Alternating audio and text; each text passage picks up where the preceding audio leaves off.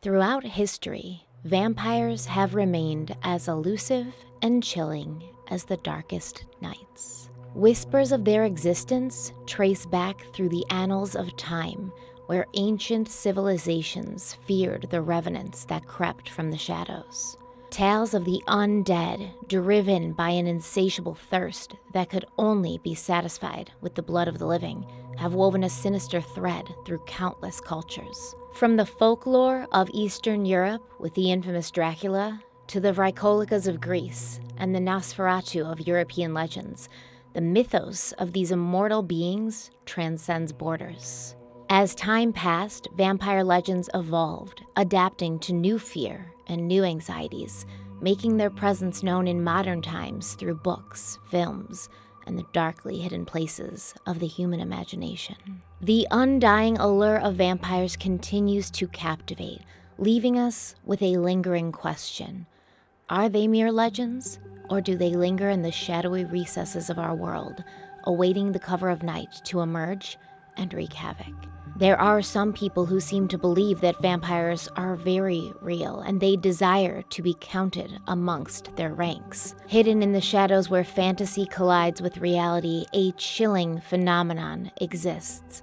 This is the real-life story of those who claim to believe that they are not mere mortals but rather creatures of the night. They are the self-proclaimed vampires, individuals who walk the line between the supernatural and the human world, seeking to quench a thirst beyond imagination. Join me as we delve into the minds of those who embraced their vampiric identity, their peculiar rituals, and their relentless desire for immortality and violence.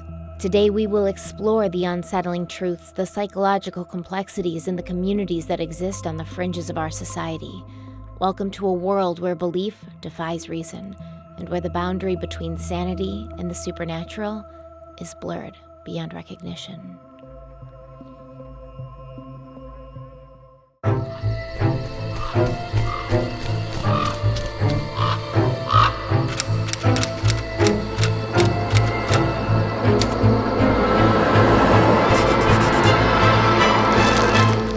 Hello everybody, welcome back to my channel and thank you for joining me for another spooky Halloween video.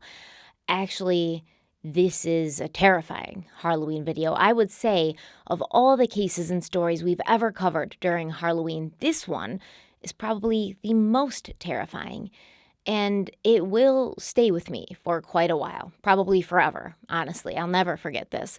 And I was initially going to do a compilation video of people who believed they were vampires and then killed others because of their beliefs, and there's plenty of them. I will probably do that next year for Halloween because, like I said, plenty of them. But once I got to this case, which was going to be included, I realized that it needed and deserved a dedicated video, a dedicated 2 videos, because it's going to be in 2 parts. I'm letting you all know, for those of you who get upset when I don't.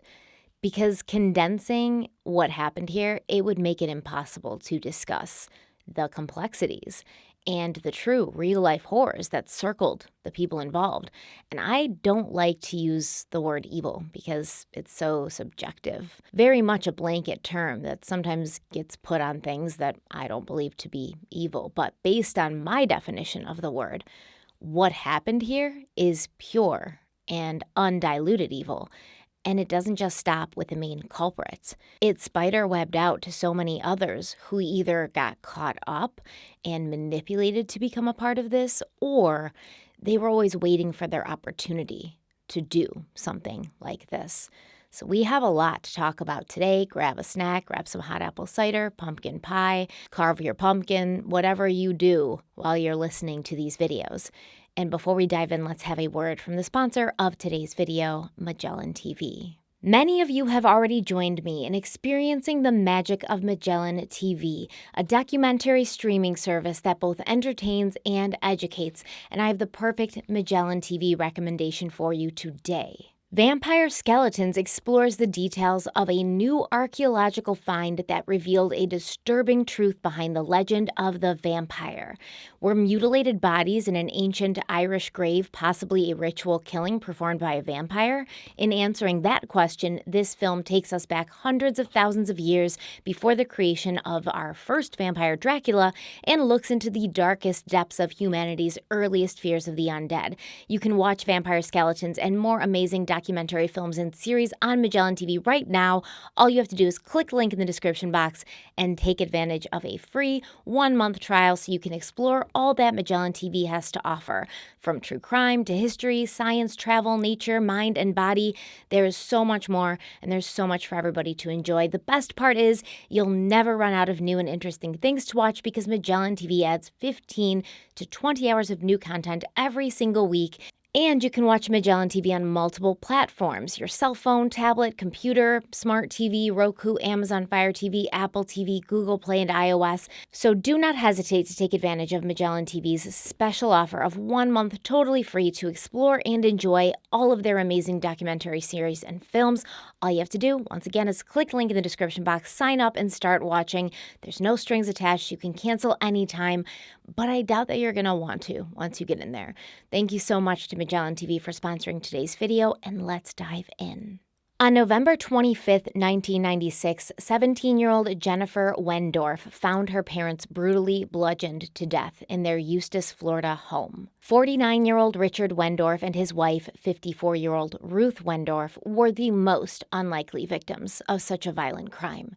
They and their 2 daughters, Jennifer and Heather, lived in a quiet subdivision in a charming brick house with a swimming pool. The family went on camping trips together. They took vacations to Disneyland. The 2 girls were given many opportunities like music lessons, and Rick, who was very financially savvy, started college funds for both of his daughters, as well as purchasing stocks in their names and taking every opportunity to teach Heather and Jennifer about the stock market and how to plan for their futures, something they do not teach you in school, which they probably should, Let's just get rid of some of the other stuff and teach kids about money so that they don't sign up for predatory credit cards the second they reach a college campus. Rick and Ruth were both really laid-back, easy-to-like people, and they channeled a lot of their energy into their family life, especially Ruth, who was a stay-at-home mother and responsible for much of the discipline and the day-to-day stuff that was happening in the family. But Ruth and her older daughter Jennifer had been butting heads recently, as Jennifer had an older boyfriend named Tony that her parents didn't approve of, and she'd been sneaking out to meet him, which is exactly what she'd done that fateful November night. Around 10:30 p.m., Jennifer tiptoed back into her house, trying to not announce her late arrival home. And later she would say, quote, "I could hear that the TV was on, and I could see my dad's feet on the couch, laying on the couch. But Daddy always fell asleep. I just figured he was sleeping and I could sneak by. So I just snuck back into my room and went to use the telephone in my room." End quote. But when she got to her bedroom, Jennifer was annoyed to see that the phone cord had been ripped from the wall, and there was no dial tone when she lifted the receiver. She assumed that this was the work of her 15-year-old sister, Heather, who had been throwing fits and losing her temper a lot lately. So Jennifer sighed, and she walked into Heather's room so that she could call Tony and let him know that she'd made it home safely. Jennifer knew that something was going on with her sister, Heather. Heather had been acting out a lot more than usual, getting mad at their parents, acting secretive, and also sneaking out. And Heather had always been different and artistic, but her physical appearance had changed drastically in the past year. At the beginning of the school year, Heather had been a cheerleader, fresh-faced and bright-eyed. But then she'd started dyeing her hair pink, purple, and green. She wore all black outfits, accessorized with fishnet stockings and a leather dog collar, which her parents felt she was a little too young to be wearing at the age of 15. And from her book bag, Heather had tied a hangman's noose, and inside the noose dangled a battered-looking Barbie doll. Jennifer had figured that this was just normal teenage rebellion, and Heather would even out within a few years. She'd grow up and move on to another phase. But things seemed to be getting worse in the past few months, especially since Heather had become close to another teenager, Roderick Ferrell. Rod Ferrell had lived in Eustis for only about a year when he was in the 9th grade, and during this time he'd met and befriended Heather's best friend, Janine LeClaire, who introduced him to Heather. Actually, Janine and Rod started dating. And during that year, Heather began to miss homework assignments. She was skipping cheerleading practice to hang out with Rod in a cemetery near the school. And that was also when her appearance and attitude started to change. Jennifer said that Heather would sometimes just fly off the handle with their parents, that their parents would ask for a very simple thing to be done or not to be done, and Heather would fly into a rage that didn't really seem equivalent to what was being said to her. Now, after getting off the phone with her boyfriend Tony that night, Jennifer made her way to the kitchen for a snack, and that was when she spotted a trail of what looked like blood near the breakfast nook. Following the red drops, Jennifer was led to the body of her mother, who was dead on the kitchen floor. Turning, Jennifer ran into the living room to alert her father, but she found him face down on the couch, not asleep as she had thought, but dead. Jennifer Wendorf called 911 in a panic, telling them that her parents had been murdered and her 15-year-old sister was missing. When the police arrived, they took in the scene, and they discovered that Heather was in fact missing. She wasn't in the house, and she'd left behind a note telling her parents and her sister goodbye, and she was sorry, and she loved them. But it was unclear as to whether Heather had been taken or left of her own free will. And when Detective Al Gussler asked Jennifer who she thought could be responsible for what had happened to her parents, Jennifer immediately responded Heather, and also possibly Heather's friend Rod Ferrell, who'd been a classmate of Heather's until he had moved away to Murray, Kentucky, a year prior. And actually, he didn't move away to Murray, he moved back.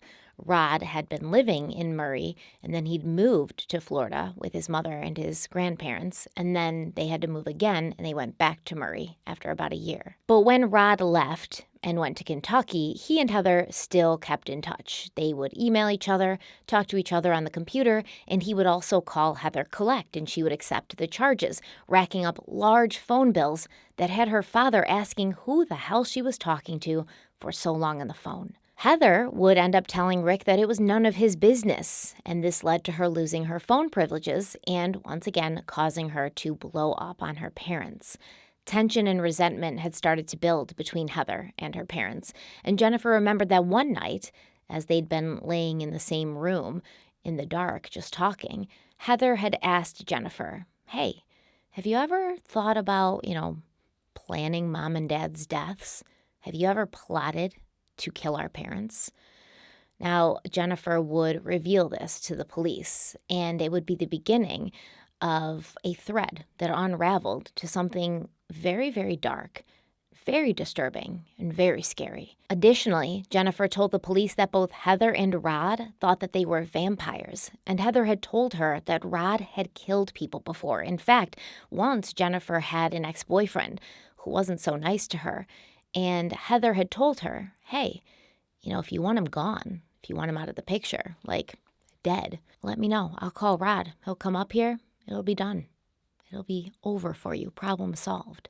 Now, the Wendorf's blue Ford Explorer was also missing from the garage, and it looked as if whoever had entered the home had done so through the door that led from the garage into the house. And on the laundry room door, which was off of the hallway coming from the garage, someone had taken a damp finger and traced the numbers 666. Police in Eustis, Florida, contacted authorities in Murray, Kentucky to ask about Rod Ferrell, only to find that Rod and some of his friends were missing as well, and it was rumored that they were part of a blood-drinking vampire cult. A bolo was put out for Rod Ferrell, Heather Wendorf, and the blue Ford Explorer, and this led to the police finding a 1987 maroon Buick Skylark with a flat tire and with the Ford Explorer's license plates affixed to it, parked on the side of the road about a mile from Interstate 4 in Seminole County, Florida. Over the next several days, police would question Jennifer Wendorf as well as friends of both Heather Wendorf and Rod Ferrell, and a bizarre picture began to form. Rod Ferrell, who was 16 years old, had claimed to be an immortal vampire who had lived for 500 years, and he started going by the name Vesago. This was his vampire name. They all had vampire names. He was apparently the head of a vampire cult who cut themselves and then drank each other's blood. And he was dating Heather's best friend, Janine LeClaire, who lived 20 minutes away from Eustis in Leesburg, Florida. Janine's parents remembered the first time they'd seen Rod at their daughter's birthday party. I guess that Janine had like a bonfire and it was going outside and her parents were inside, giving the teens some space to talk to each other and hang out without parents around. But they were looking out of the window when Rod arrived, and he was dressed all in black. He carried around some sort of walking stick, and he wore an inverted cross. His hair was long and dyed red, and apparently Rod had been writing Janine love letters where he told her that she was his reincarnated ancient queen, who he would turn into a vampire when she was ready, so that she could be his dark mate for eternity. Apparently, the night of her birthday, Janine was ready because she claimed that this was the night that Rod crossed her over. Janine told the police, quote, "He said I would become a vampire if I drank his blood, so I did." End quote. Janine's parents had found some of the letters Rod had written to her, and at first they seemed cute, like typical teenage love notes, but they got darker. Janine's mother, Susanna LeClaire, said, quote, "Specifically, I can't remember anything except the last letter talked about his mother, and it sounded like violence and blood and murder, and I think he wanted to convert his mother to vampirism and wanted to watch her as she crossed over. He wanted to delight in her crossing over is basically what I remember it saying." End quote. Janine's parents, who, were your average church-going people who wanted to live good lives and didn't really feel comfortable with the things on the fringes of society, they told Janine, listen, this is not what you're all about. This is not what we stand for. This is not what we taught you. This is not how you were raised. We don't like some boy writing to you about, drinking his blood and turning his mother into a vampire. It just seems a little off. So we would really like it if you wouldn't speak to or see this Rod boy anymore. And of course, as you would expect, this caused quite a rift because after all, Rod was Janine's sire now, her vampire daddy. And that blood bond would override any relationship in the mortal world. Now, even though Rod had moved back to Kentucky, he would still often have his friends drive him to Eustis so that he could hang out with his Florida friends, including Janine and her friend Heather, who would also become a part of his vampire group, although she was the only one who had not crossed over yet. The Sunday before Rick and Ruth Wendorf were murdered, Rod and some of his friends drove from Kentucky to Florida and arrived to his friend Shannon's house, who lived in Eustis. And he had Shannon call Janine for him so that Janine's parents wouldn't know he was trying to get in contact with her. When Janine was on the phone, Rod told her to meet him at midnight on a dirt road near her house. And when she got there that night, Rod was with 3 of his friends and fellow vampires, 16-year-old Howard Scott Anderson, 16-year-old Charity Kessie, and 19-year-old Dana Cooper. Janine said that all 4 of them smelled very bad, as if they hadn't showered or brushed their teeth in days, and they seemed to be in some sort of heightened state, very excited, but maybe a little nervous, kind of pacing, a little manic. Rod told Janine that they were all running away, and the plan was to first go to New Orleans so that they could attend Mardi Gras, and then they would travel around for a bit before ending up overseas where they would all live in a European castle as a happy, growing vampire family. Rod also mentioned that they were going to need cars and money for this plan. In fact, they had driven into town with Howard Scott Anderson's car, but it had gotten a flat tire right before they'd hit Eustis. They'd had to pull over on the side of the road. They had to put one of those, donuts on it. It's not a real donut. It's like a spare tire. They had to put that on there. And, they were just worried that this car was not going to be able to carry them and all of their new vampire babies they planned to gather along the way. And so they were going to need extra vehicles. And Rod told Janine they might have to kill and rob her parents and take their car, to which Janine responded, absolutely not. Rod told Janine that he wanted her and Heather to come with them on this journey to New Orleans and then the, castle in Europe. And the girls would have a week to decide because that was when they were leaving.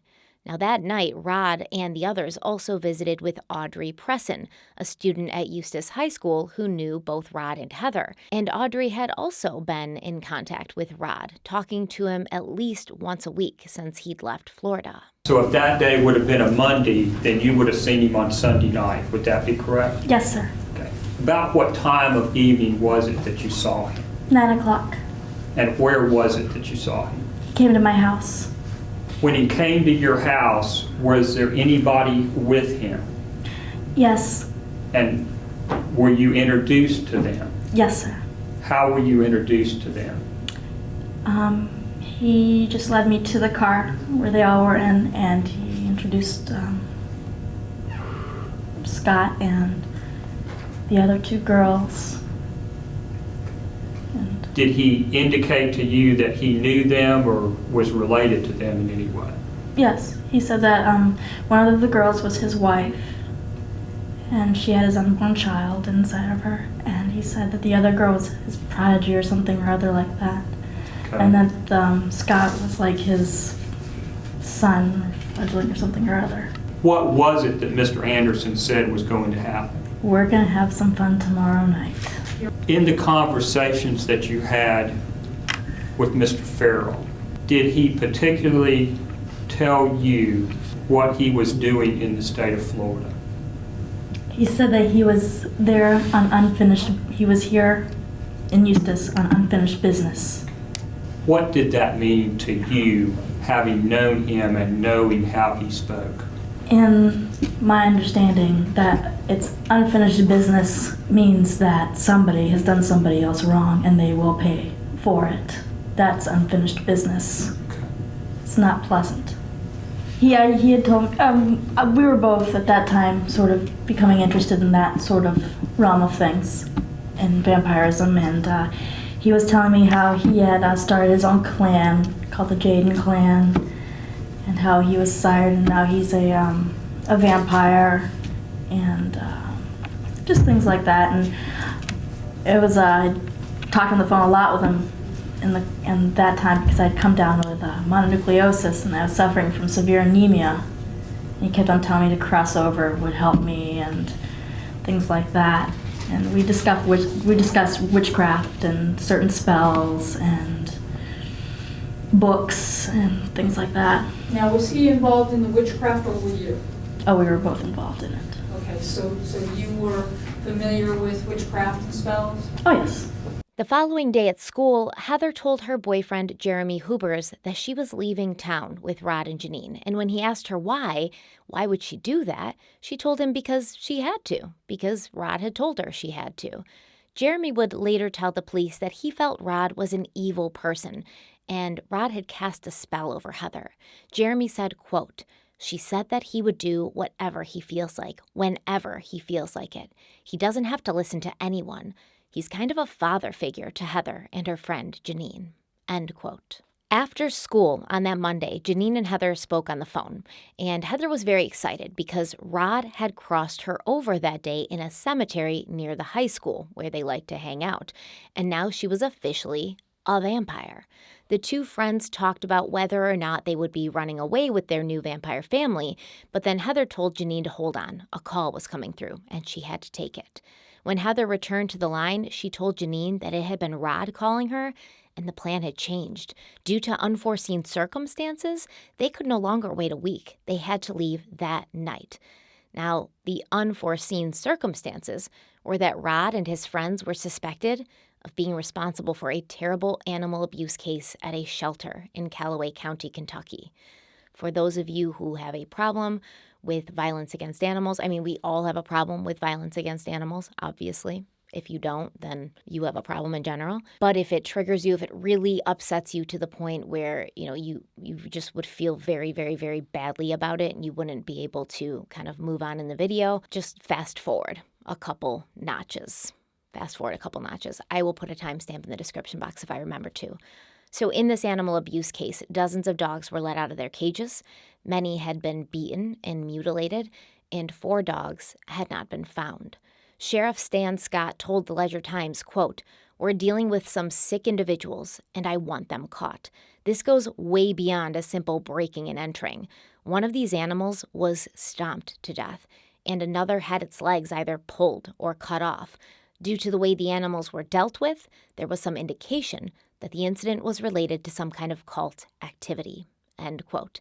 And the way the animals were handled that indicated some cult activity was that outside in the lawn of the animal shelter, there was like a circle in the grass, and this circle had blood in it, but also it looked as if the grass had been tramped down by people's feet.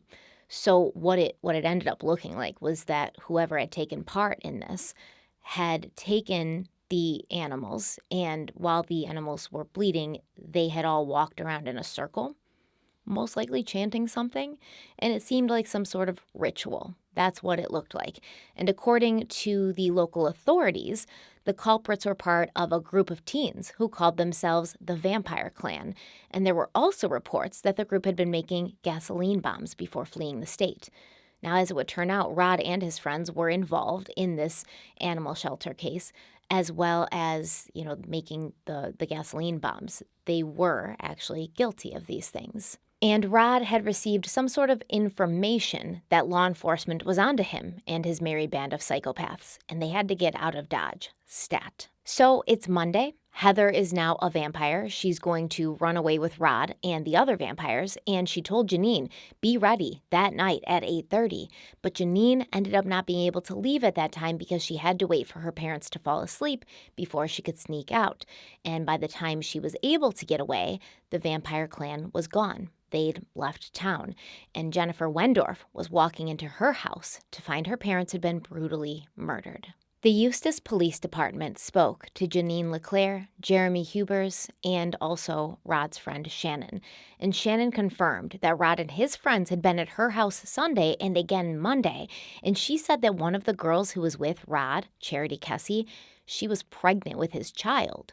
Rod told Shannon that they were going to kill Heather's parents and take their car because the car they'd brought into town, which was Scott's car, that was breaking down. It just wasn't going to cut it all the way to New Orleans. Shannon said she didn't believe Rod about killing Heather's parents because he lied a lot. He exaggerated a lot, and he really played into this whole vampire fantasy thing. Like, it wasn't a fantasy to him. He behaved in the way that he would behave if he thought he was a real-life vampire. And Shannon felt that Rod had changed quite a bit since she'd known him when he lived in Florida. Well, while the group of teens stood in Shannon's kitchen, she said that Rod cut his arm, and then the others approached him to feed from him. And Dana Cooper told Rod that the blood tasted better coming from his neck. And while this was happening in front of her, Rod talked to Shannon casually about how decapitation was his favorite method of killing. Before he left, Rod tried to take all of Shannon's kitchen knives, but she stopped him. Next, police spoke to Jeremy Hubers, Heather's boyfriend, and he revealed that Heather had come to see him on Monday night, right around 8 p.m. And she told him, listen, we're leaving. I'm leaving right now. I'm leaving town. Do you want to come with us? But Jeremy said no. He said that Heather seemed to truly buy into Rod's claims that he was a vampire and that she now was a vampire. And Heather and the others, they all went along with whatever Rod said, like some sort of weird family or, cult. Jeremy said that Heather and Janine liked to cut their arms and drink each other's blood often. And when Janine was asked about this, she said, quote, it wasn't a lot or a very constant thing. It was if we were kind of stressed out and stuff like that. We would basically cut ourselves and drink, but it wasn't like gallons or anything. It was just like if you get a small cut or something like that, you bleed a little bit. End quote. Because Rod had told Heather and Janine that I guess if you drink the blood of another vampire when you're feeling weak, you'll get some sort of, energy or power from that. Jeremy Hubers told the police that at first he'd played along with Heather and her fantasies of being a vampire because he thought that they were just that they were just playing a fun game and they were doing something. He even joined the group sometimes and also pretended to be a vampire. Well, he was pretending. The others weren't. But then Jeremy realized it had gone too far, and he said, quote, she said Rod put her under some hypnotic spell, like hypnosis, and she went into some other world, and she was in demon form, and she loved it. Heather thought she was something from hell that slaughters people, like some form of dragon creature, end quote. On November 27, 1996, arrest warrants were issued for all 5 missing teenagers, including Heather Wendorf, because the police could just not decide whether she was a victim or another offender. And then some of the vampire teens began calling friends and family to let them know that they were okay. Rod called his grandfather, Harold Gibson, to say that he missed him, but when Gibson begged Rod to turn himself in, Rod hung up.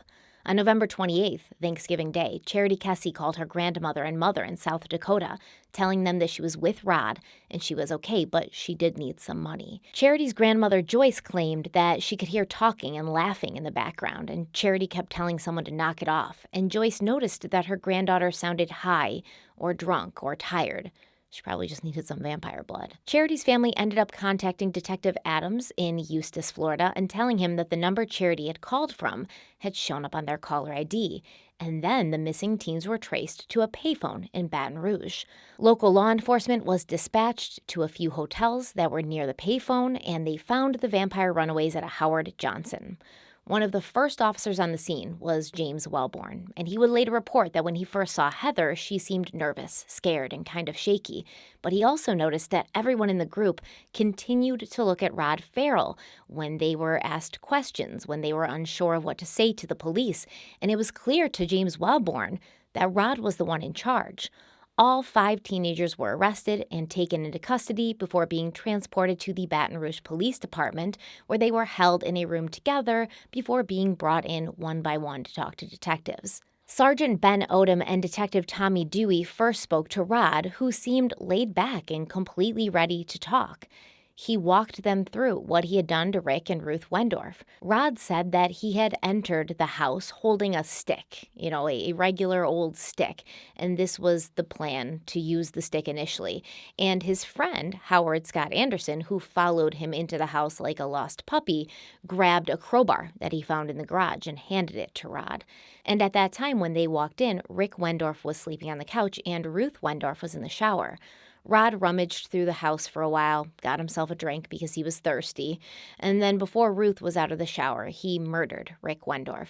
Rod said he smacked the shit out of Rick with a crowbar until he stopped breathing, and Rod told the police officers, quote, "So yes, I'm admitting to murder. Actually, it took him about 20 minutes to stop. I swear, I thought he was immortal or something," end quote. Rod claimed he was going to use a machete or a chainsaw, but that was too messy. And with the crowbar, he'd only gotten 1 spot of blood on him, which wasn't necessarily true, but we'll talk about that in a minute. After Rick Wendorf was dead, Rod turned his body over and found his wallet in his back pocket, and it had Rick's Discover card in it.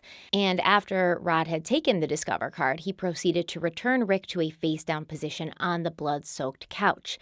Rod Ferrell said, quote, "And about 2 minutes after I flipped him back over the way he was, the mother came out of the shower with a nice hot cup of coffee that she spilled all over me," end quote. Rod said that even though he was holding a bloody crowbar, Ruth had not seen her husband's body yet, and she asked him what he wanted.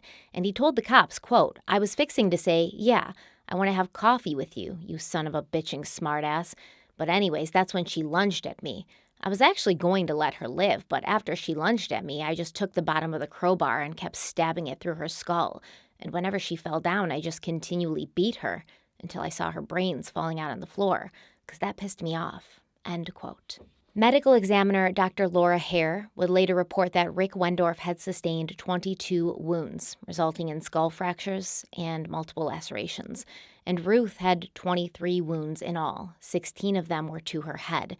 Ruth had been beaten so badly that pieces of her skull had been found in the dining room. Her brainstem had been exposed, and experts would testify that due to the cast-off patterns of blood on the wall, Ruth's killer had straddled her body and continued to hit her over and over again. And, as if all of that wasn't disturbing enough, both bodies had been marked with cigarette burns that formed the letter V for Vesago, Rod's vampire name. When asked what his friend Howard Scott Anderson's involvement was, Rod stated, quote, "Oh God, he totally froze. He's never seen people get killed before. He was hyped about telling me how he was going to kill them, so basically he's just an accessory. He took one side of the house, I took the other. The most he did was move the bodies a little bit," end quote.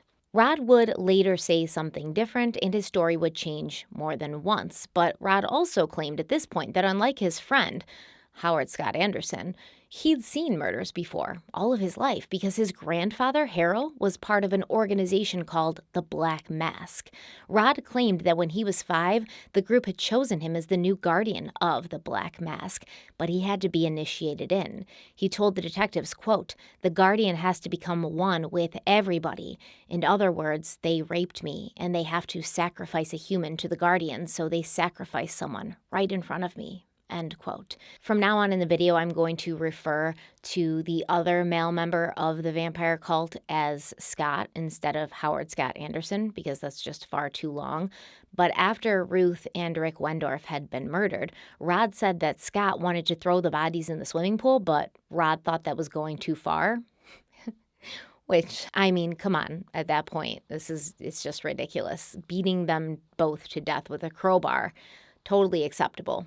Putting them in the swimming pool, a step too far. So Rod said that they took the keys to the Ford Explorer that was parked in the garage, and they got in the van and they got out of there. Now, while Rod and Scott were inside the Wendorf home, Heather was being driven to her boyfriend Jeremy's house by Dana and Charity because Heather had wanted to say goodbye before they left town. And then they all met up together and they all left Eustis together, but in separate cars. Heather and the girls remained in Scott's car, which wasn't doing very well, and Rod and Scott traveled in the Ford Explorer. But when Scott's car finally broke down, they had to abandon it in Sanford, Florida. And at that time, all 5 continued on in the Wendorf's Ford Explorer. They continued on with their destination still being New Orleans, and during the trip they stopped at a Walmart and used Rick Wendorf's credit card to purchase gas and a knife. According to Rod, when Heather found out what had happened to her parents, she freaked out for about 100 miles before finally falling asleep. But then she got over it because he was kind of Heather's dad after all, and she did what she was told. The police asked how long Rod and his friends had been planning these murders, and he said not long at all. The decision had only been made 10 minutes before they walked inside the house. And then Rod said that he knew he was only 16, but it was possible that he could be given the death penalty. And, what did the police think about this? And the detectives were like, well, yeah, you're going to be extradited back to Florida where your crimes happened. It's certainly possible. And Rod indicated that he was pleased by this. It was what he'd been hoping for, and he wouldn't mind sitting down in the electric chair. Now, the Baton Rouge police allowed Rod's girlfriend, Charity, to come in for a few moments and visit with him. It was what he had wanted in exchange for his confessions. And the two embraced and shared kisses before Rod began whispering in her ear. He told Charity that he loved her, and even though it had been her call to her family that had gotten them caught, it wasn't her fault. He wasn't mad at her. Rod told Charity that he might get out of prison within a few years or he might be sent to the electric chair, and he made her promise to take care of their child and visit his grave once a year. After a detective had escorted Charity out of the room, Rod sat on the floor in the corner and sobbed, crushing a Coke can between his fists and chain smoking before going completely still and silent. The Baton Rouge detectives also interviewed Charity Kessie, who claimed she had met Rod the previous December. They'd been attached at the hip since, and they were planning to get married. She absolutely did not want to be separated from him now or ever. Charity also admitted that Rod often talked about killing people, but she'd never believed that he had. In fact, she said on the drive from Kentucky to Florida, Rod had repeated over and over again, "I just want to kill someone. I just want to kill someone." And then he'd turn to Charity and he was like, "What about Heather's parents? Maybe even Janine's parents, but their car's a piece of junk." So it would probably have to be Heather's mother and father because they have a nice blue Ford Explorer. Charity claims she told Rod, cut it off. You're not going to kill anybody. We'll just steal their car if you want it. But apparently, according to her, she didn't believe he'd actually go through with it.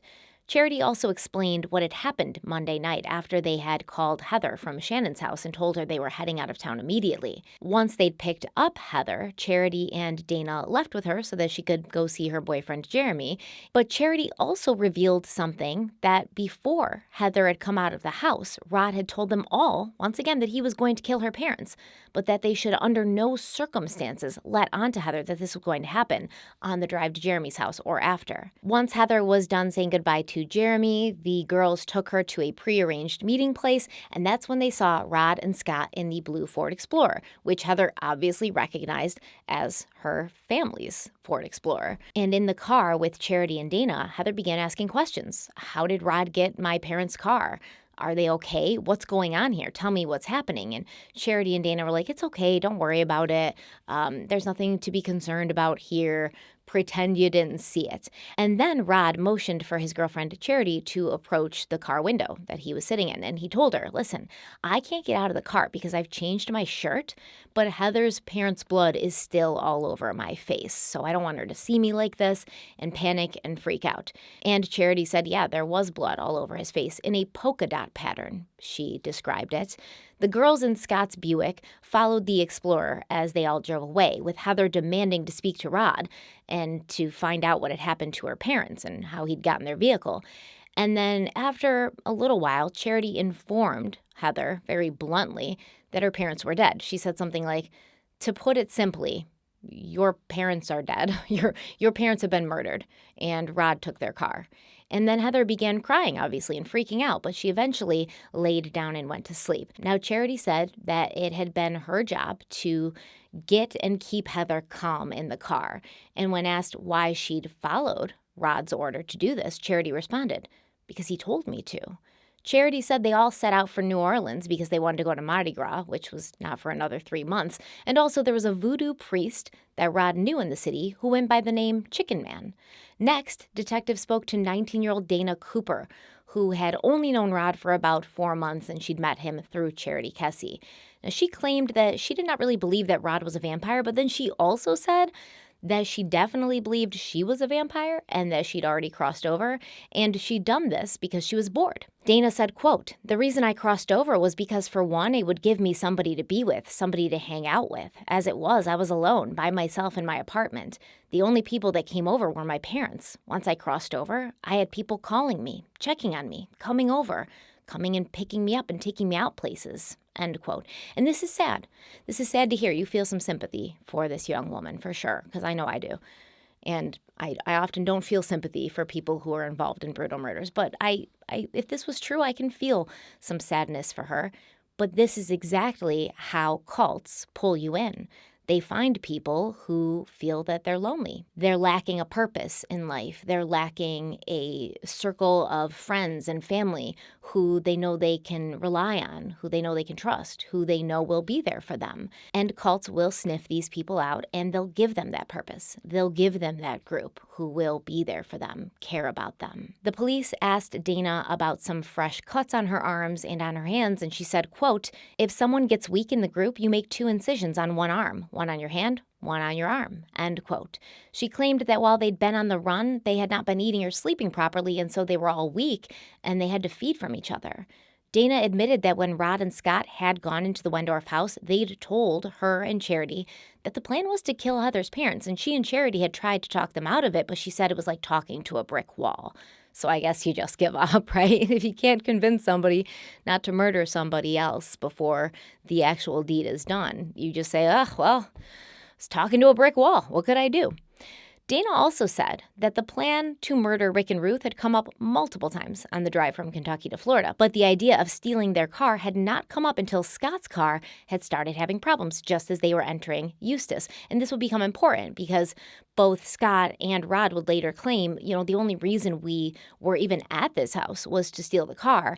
And then when we were inside, they saw us and, Rod was attacked by Heather's mother. And so we had to kill them, I guess. But what Dana is saying here is important. They hadn't even talked about stealing the Ford Explorer until Scott's car got that flat tire, and Rod figured it just wouldn't get them all the way to New Orleans on a spare. Dana remembered that when Charity had told Heather that her parents were dead, Heather had started freaking out. But get this, the police asked Dana, well, how long did it take for Heather to calm down? How long did it take for her to return to the group and start acting like the person you knew again? And Dana said it only took about a day and a half before Heather was back to her old self, and they were laughing together, singing along to the radio, cutting it up, as Dana put it, and playing tag in the woods where they were hiding out in, because these kids were often hiding out in like some woods, and then they'd go and rob houses to get food and weapons and things like that. So Heather was just, having a grand old time after a day and a half of knowing that her parents had been murdered by Rod. And she didn't try to leave the group, the vampire group. I mean, could she leave the vampire group? She's a vampire. She belongs with her own, right? At least that's probably what Rod was telling her. When Lake County, Florida detectives Al Gussler and Wayne Longo spoke to Heather Wendorf, she insisted she had absolutely no idea Rod was planning to kill her parents, and she also denied ever asking her sister Jennifer if she'd ever thought about planning their parents' deaths, which I don't believe this, right? There's a lot of things that Heather says that I don't believe, and I don't see why Jennifer Wendorf, right after finding out that her parents had been brutally murdered and she was the one to find their bodies, why she would lie about something like that. Why would she want to get her own sister in trouble and thrown in prison for the rest of her life if she hadn't actually heard something like that? It just doesn't seem like something that a sister would do. The police told Heather that it seemed Rod had been planning this for quite a while, and she responded she had no idea if he was or not. And when they asked her if she'd drawn him a map of the inside of her house, she said, "No, I didn't draw a map of the inside of my house. Rod's never been to my house. If he has a map of the inside of my house, I didn't draw it for him." Heather did admit that she and Rod had talked about murdering her parents on the phone, as well as in the cemetery near the high school on Monday, November 25th. But each time she had told Rod unequivocally, no. Do not hurt my parents. Do not kill my parents. Don't do that. The last time Rod had talked about the murder plan before the death of the Wendorfs was right before Heather, Dana, and Charity left to go see Jeremy Hubers. And Heather said she once again told Rod to not do it. But then she left with the girls and left Rod and Scott outside of her parents' house, knowing that they were talking about killing her parents, knowing that they needed another vehicle, and that Rod was a really big fan of the Wendorf's blue Ford Explorer. Heather also spoke to the detectives about being crossed over by Rod the previous Monday and about how afterwards she could see, hear, and smell things more acutely. And when asked if she liked blood, Heather responded, "No more than I like to look at a pretty flower," end quote. Like, what does that actually mean? What the hell does that actually mean? Because we need some context with that statement, right? Like, do you enjoy looking at a pretty flower, or do you hate looking at a pretty flower? Do you feel neutral when looking at a pretty flower? Is that what you're trying to say, that you felt neutral about it?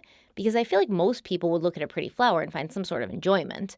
They might find it pretty. They might find it beautiful. They might find it aesthetically pleasing. What does that mean?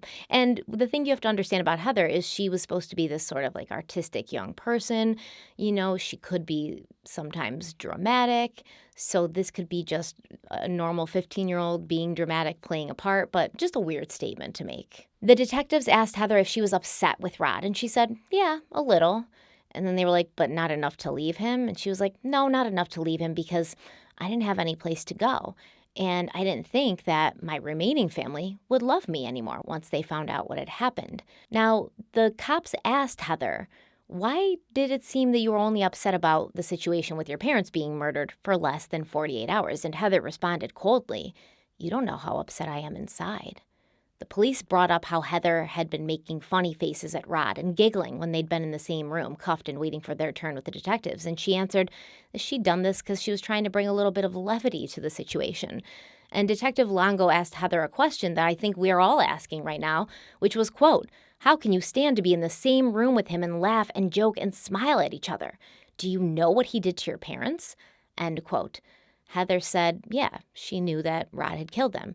And Detective Longo was like, "No, do you know what he did to them? Like, do you know exactly what he did to them?" Heather said, "Well, I think he used a crowbar to kill them." And she actually said she'd seen the crowbar once. Rod had showed it to her. But when asked where the crowbar was now, Heather claimed she didn't know. Under further questioning, Rod Ferrell would assert that Heather had never directly asked him to kill her parents, but she'd dropped hints, saying things like, what if my parents had a terrible accident or something? What if my parents were dead? How much easier would life be? Things like that he felt were hints about killing her parents. While in the Wendorf home, Rod and Scott had taken some items, including jewelry that belonged to Ruth and a pocket knife that had belonged to Rick. After she found out about the murders, Heather asked Rod for a string of pearls that her mother had owned and for the pocket knife that had belonged to her father. And she allegedly placed the string of pearls around a teddy bear that she proceeded to sleep with every night. Rod now was also claiming that Rick Wendorf was awake on the couch when he'd entered and killed him, and he said he felt an exciting rush when he'd ended Rick's life, saying, quote, "To feel that fact that I was taking a life, because that's just like the old philosophy about if you can take a life, you become a god for a split second. And it actually kind of felt that way for a minute. But if I was a god, I wouldn't be here, would I?" End quote. No shit, Sherlock. Exactly. If you were a vampire, you wouldn't be here either, because you could just hypnotize people and like glamour them into thinking you weren't there so you could escape, or you would, turn into a bat and fly away, which I'm not being sarcastic. I'm not making this up. Rod said he could turn into a bat and fly away. So why didn't you turn into a bat and fly away? Or I don't know, just like rip the throats out of all the policemen once you're in the interrogation room with them and then fly out the window, So you're not a vampire, are you? Is it starting to sink in, Rod, yet that you're not a vampire? Probably not. Ferrell also was now claiming that his friend Scott, who before he had said didn't have the stomach to take part in these murders, Scott was now watching Rod commit the murders with a smile on his face. And Rod described Scott looking like a little kid at an amusement park for the first time. Finally, detectives did speak to Howard Scott Anderson, who initially stated that Rod had never talked about killing Heather's parents and that they'd only entered the house to get the keys to the Ford Explorer, but finally, he would admit that he'd heard Rod discuss the murders prior. Anderson also said that he'd known they were coming to Florida for 9 months, and he said that at first he'd gone into the Wendorf's house thinking that he actually did want to take part in the murders. The plan had been for Rod to handle the father, Rick, and for Scott to take care of the mother, Ruth. But when he saw Rod hit Rick Wendorf for the first time, he realized he just couldn't do it. But it was Scott who had pulled the phone cord out of the wall in Jennifer's room, and he told the police that if Jennifer had come back while they were still there, they would have killed her too. Scott also said that Dana and Charity had not wanted them to kill the Wendorfs, but they knew that they couldn't really stop them. Scott then brought police to the place where Rod had disposed of the crowbar, the murder weapon, in the river. About 100 yards from the river, Detective Moran of the Eustis Police Department saw a tree that had the letters R and ZOE carved into its trunk. Now, apparently the R stood for Rod, and Zoe was for the name Zoe, which was what the group called Heather after she'd crossed over and become a vampire. She was Zoe the vampire now. A dive team was brought in, and they did recover a shotgun and a crossbow that Rod had also thrown in the river, but no crowbar. The crossbow and double-barreled shotgun had been stolen from one of the houses that the vampire gang had broken into while hiding out in Louisiana. Within weeks, the 5 teenagers would all be extradited back to Lake County, Florida, and within that time, the parents of the accused began speaking to the press. Sandra Gibson, Rod's mother, who's going to play a very large role in this case, and she's a piece of work, be warned, she claimed she'd talked to Rod on the phone, and he'd acted like a scared little kid. Months later, Sandra would tell the police that when she talked to her son on the phone from jail, Rod had told her he was having blackouts, and that he didn't even know what he'd been arrested for. Rod's friend from Eustis, Shannon, also spoke to reporters and said that she hadn't believed Rod and the others when they talked about killing Rick and Ruth Wendorf because she and many others had come to learn that they couldn't really trust anything Rod said. And she'd even called a friend who also knew Rod to check and see if it was possible that he may have been serious. And this friend was Janine LeClaire, Heather's best friend and Rod's girlfriend. And Janine had told Shannon, no, there's nothing to be concerned about. There's nothing to worry about. Now get this, apparently and reportedly, it was Janine who had drawn the map of Heather's house for Rod. I don't really know if a reliable source of information, if you want to know if somebody's really going to be capable of killing another human being, is to call that person's girlfriend, who is clearly, head over heels and under some sort of spell, and be like, hey, do you think your boyfriend's really going to kill Heather's parents? Janine's probably not going to either believe it or want to say that she thought he could. It just doesn't, it's not an unbiased source of information. Scott Anderson's mother, Martha, claimed that her son had previously had a mental breakdown and he'd been sent to a crisis center where his desperate cries for help had been ignored. And at that time that she made these statements, Martha said that Scott was taking responsibility for his part in the murders and he was cooperating with the authorities. Charity, Kessie's attorney, Leon Harrell, told reporters that his client was an innocent, naive 16-year-old girl who had idolized the wrong person. She was scared and she hadn't done anything wrong.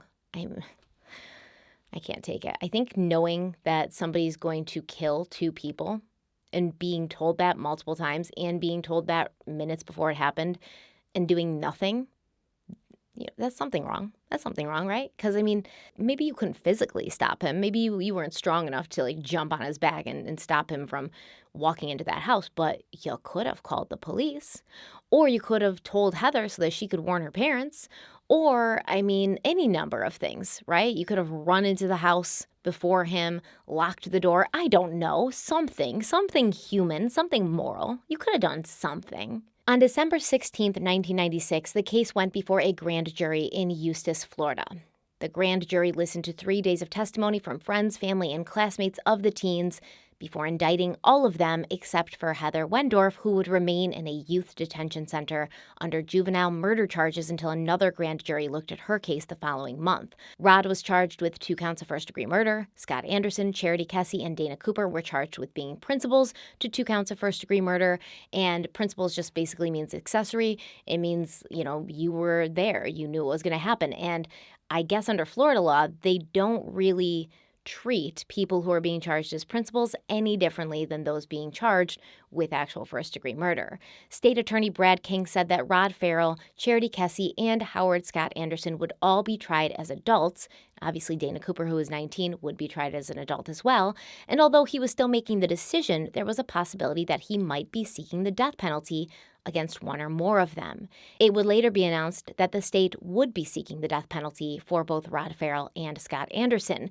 And while Rod's attorney, Candace Hawthorne, said that she wasn't surprised, she'd expected it, Scott Anderson's lawyer, Mike Graves, claimed to be disappointed in the decision, saying, quote, "Realistically, Scott has killed no one. I understand felony murder and all that, but I don't believe this is an appropriate death penalty case," end quote. I kind of agree with him there. Absolutely. If it was true that Scott Anderson didn't physically himself kill anyone and he stood and watched, there's still, once again, the moral quandary of him not stopping Rod, of him not doing anything about it, of him not getting help. But if he did not commit the murders with his own hands, I think he probably should go away for a long time, but definitely not a death penalty case. But at the end of the day, both lawyers understood that they were going to have to prepare for 2 phases of a trial, the guilt phase and then the penalty phase if their clients were found guilty. The day after the grand jury's decision, Rod Ferrell gave an unexpected interview to the Orlando Sentinel from jail, and he was now claiming that he had multiple personalities and suffered from special blackout moments where he could remember nothing at all. And it was just very convenient that his mother, after he said this in the paper, called the police and was like, "Oh yeah, actually, when I talked to him that first night he was in jail in Baton Rouge, he did talk about having blackouts." And he said, "Oh, I can't even remember what I was arrested for." Just convenient. What a good mom. Even though Rod could not remember anything at all, he was sure he had not committed the Wendorf murders. In fact, he placed the blame on a rival vampire clan from Murray, Kentucky. The leader of this vampire gang was 19-year-old Stephen Jaden Murphy, who had sired Rod, so he was Rod's vampire daddy, and who, when he heard about Ferrell's accusations, laughed and said, quote, "It's humorous. Rod's a delusional little kid," end quote. We're going to come back to Stephen Murphy. Trust me, because he too plays an important role in this case. But first, let's talk about what Rod's mother, Sandra, also said about her son being responsible for these murders. She said there was no way. There was no way that Rod had done it. He's a sweet boy. And not only that, she believed that Rick and Ruth Wendorf were already dead when Rod walked into the house. And then he panicked and didn't know what to do and had a blackout. And that's why he couldn't remember anything, even though his friends said he was covered in blood, even though he confessed to the police more than once, even though there was DNA evidence at the scene, like his DNA under Ruth Wendorf's fingernails and his boot prints in blood in the kitchen next to Ruth Wendorf's body. Yeah, Sandra, I'm sure he walked in and they were already dead. That makes way more sense, And then he took Ruth's hand and scratched himself with it just when he was blacked out, because who knows what people are doing when they're blacked out. Sandra Gibson also said she'd overheard phone conversations between her son and Heather Wendorf, and during one of these calls, she heard Heather say, "I want my parents dead." But then on January 22nd, Sandra Gibson was scheduled for a polygraph exam, and in the pre-interview, when asked about Heather's statement, she wanted her parents dead, Sandra now claimed she could no longer remember the exact wording that Heather had used. And in the end, Sandra was never given the lie detector test because police were like, "We don't need a polygraph machine to know that you're lying, bitch." On January 28, 1997, a Lake County grand jury freed Heather Wendorf, feeling she had no prior knowledge that her parents would be killed. And although some of her actions had been questionable and immoral, they were not criminal. The remaining criminal trials in the case were scheduled to begin in February of 1998. And the month before that, Rod's grandparents and mother sat down with a reporter from the Orlando Sentinel, describing Rod as a sensitive but outgoing and loving person, a good boy who had become the scapegoat for these crimes. And because of Rod's outgoing and sensitive nature, he'd fallen in with the wrong crowd when he moved to Eustis in 1993. This is according to his grandparents, Ferrell and Rosetta Gibson. Now, this crowd, which included Heather Wendorf, had created an unnatural interest of vampirism in Rod, and he must have been on drugs when he confessed to the police because he'd only gone to Florida to visit with old friends, not to kill anyone. The police must have done something, maybe they scared him or intimidated him. They forced him to confess, but there was no way that good, sweet little Rod could have done this. And at the end of the interview, Ferrell Gibson, 68 and a devout Pentecostal, he said something a little strange. He said that his grandson, quote, has the potential for being a great spiritual leader. I'm a firm believer that he will be set free, if not at the trial, soon afterward. End quote. What's interesting is 4 days after this interview, Rod's grandfather, Ferrell Gibson, told law enforcement in Kentucky that he'd been afraid his grandson was trying to set him up to be killed, and he felt that Rod's friend, Scott Anderson, was also involved in this plan. Ferrell claimed that not long before leaving Murray and driving to Florida to kill the Wendorfs, Rod had asked his grandfather for a ride to a friend's house, and as they drove, Ferrell spotted Scott Anderson standing next to his Buick on a narrow bridge, and the hood was up. And Gibson claimed that they slowed down a little, shouted out to Anderson, and then continued driving, so he was surprised when Anderson pulled in behind them at Rod's friend's house. Ferrell remembered that Rod had gone inside the house, but just a few minutes later he came out, he got into Anderson's car, and then the car sped ahead of Ferrell, and when he reached the narrow bridge again, Anderson was pulled over with his hood up again. Rod asked his grandfather to get out of the car and help, but something about the situation just didn't feel right, so Ferrell kept driving home. When the Orlando Sentinel heard about this, they reached out to Ferrell for a comment, and he said, quote, I've never been afraid of Rod. Rod's the best boy that ever walked the earth. He's just got himself in some kind of mess. I don't know why, end quote. Ferrell said that he was not afraid for his life that night. He just didn't want to hang out in the woods. But the police report filed by Detective Adams of the Murray Police Department had noted, quote, Mr. Gibson was afraid that Rod had set him up to be killed, end quote. And keep in mind, Ferrell Gibson is the same grandfather that Rod claims was a part of this dark occult group called the Black Mask, and also part of the group that had sexually abused him when he was just 5 years old. So also, Ferrell Gibson was the person that Rod had called after he killed the Wendorfs and when he was on the run to tell him that he missed him. It's weird dynamics. Sandra Gibson, Rod's mother, would state that she too had dabbled in vampirism, but she now saw how stupid it was, calling it Hollywood idiocy. But not long after she was quoted as saying this, her claim that, vampirism wasn't something she actually believed in and she thought it was stupid, it would be called into question when it became clear that Sandra Gibson may not have been the most reliable source when it came to the concept of reality. What we will discuss in the next video will shock and disturb you, and these details led to one of the most experienced forensic psychologists in the state to say, quote, this is one of the most dysfunctional families I have ever encountered. End quote. And he's not talking about the vampire family, although I'm sure they too were very dysfunctional. He's talking about Rod's family. And before the trial would start, Rod's lawyer announced that she was going to attempt to show who the real Rod Ferrell was, as if that would help people find him to be less reprehensible, less disgusting, less horrible, less evil. I don't know. But finding out who the real Rod Ferrell was, that is exactly what would happen, for better or for worse. And that is where we're going to end today. There will be another part. There's going to be a lot of information in that part. So, make sure you watch this video. Keep a lookout for part 2, which will be our final Halloween video, which probably will fall outside of October, but who cares? It's Halloween. Halloween is, a mindset. It's a place in your heart. It's not an actual month or time. It's a feeling. So we're gonna keep it going till the wheels fall off. Kind of like Scott Anderson's car. Ugh, Anyways, before we go, let's have our small business showcase shout out. Woohoo! Wow, that was pretty good, actually. That was unexpected, even to me. So today's small business comes to us from Brooke Leonetti. She says, "Hi, Stephanie. I absolutely love binging your vids and wanted to say thank you for giving a voice to so many victims." Thank you so much, Brooke.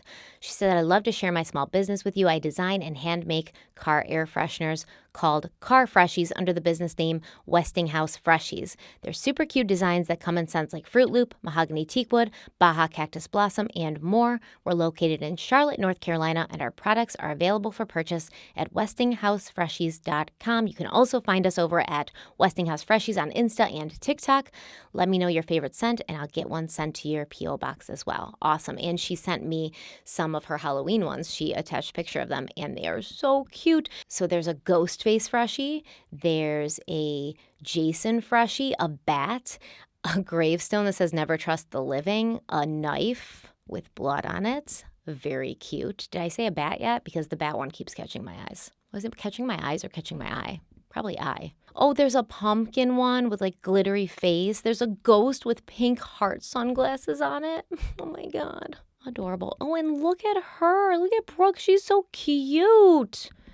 Oh my God, you're so cute. We have a sunflower car freshie too, and they're pretty affordable. I don't know how long they last, but I'd be interested in knowing. I'll try for myself. She's also got freshie vent clips. Oh my God, these are so cute. Oh, there's like flower ones. There's also a ghost face one, cherries, a cute little turtle, a Starbucks cup. Oh, I love these. So I will link everything you need to know about Westinghouse Freshies in the description box. Give Brooke a shout out, show her some love, tell her we sent you. We, it's just me. Sometimes I say we as if there's like a team behind me, but it's just me. So I wonder if it's like a weird thing that I do, or do I think that I'm more than one person? Do I have multiple personalities? Let her know I sent you. And one more thing before we go, I've been working with some local filmmakers, the Coleman brothers. Many of you have probably already seen the short film that I was in last year or at the beginning of this year called The Offering. We've been doing a web series, so very short videos between like 4 to 6 minutes, and it's a web horror series. I've been in 2 of the episodes. I'll be in more of them, and they're all supposed to kind of like go together and then all make sense together when you're watching. So I'm going to play a little trailer here for you so you can check it out, and I will also link in the description box how you can go watch that series if you want to check it out, if you like horror, if you want to support, 'tis the season.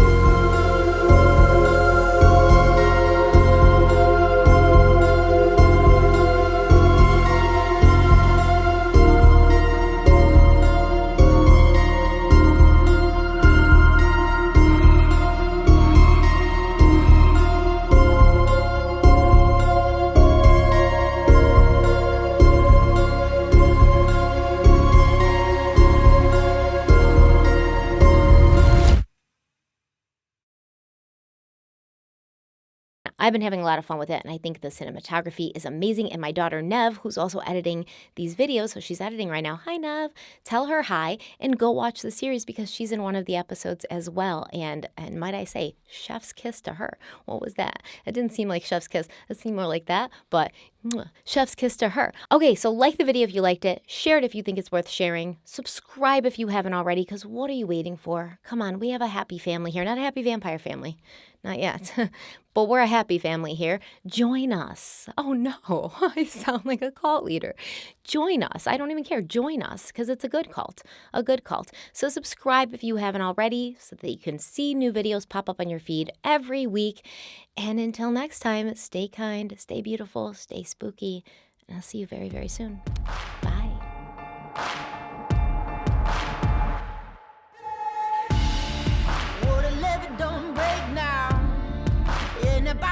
Straight down, and that river runs deep, the mountains get steep, and the voices getting too loud.